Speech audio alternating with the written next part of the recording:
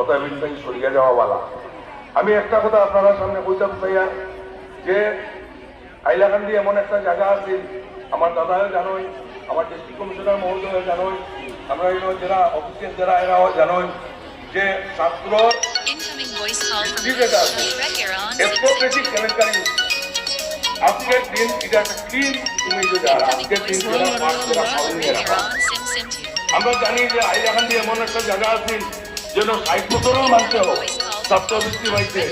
এই অবস্থা তো এটা ইনকোয়ারি আছে বর্তমানে, সিবিআই ইনকোয়ারি করে আশা করি একটা ব্যাপারতেও হয়ে আসে যে আজকে একটা সময় আছে 8 মাসে বছর হইতো রেশন যেটা দেওয়া হইতো গভর্নমেন্টের রেশন, এটা 8 মাসে এই হাইলাকান্দির বছর হইতো, কিন্তু এখন 12 মাসে বছর হবে।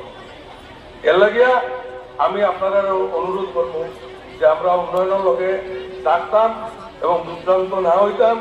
আমি আশা করি যেহেতু এখন অনুভবী মানুষের কাছে এই বরাকটারে সন্দেহে দেওয়া হয়েছে, মানে বরাক ডেভেলপমেন্ট যেটা মিনিস্ট্রি গঠন করা হয়েছে, আমরা বহুত উচ্চাসে আছে এবং দাদা এটার মোকাবিলা করেন।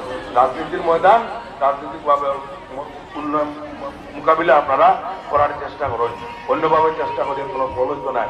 আজকের দিনে এই যে কনস্টিটুয়েন্সি যেটা করিমগঞ্জ কনস্টিটুয়েন্সি আপনারা এটা থেকেও আপনারা বুঝতে লাগছে, আমাদের বুঝতে লাগছে যে আজকে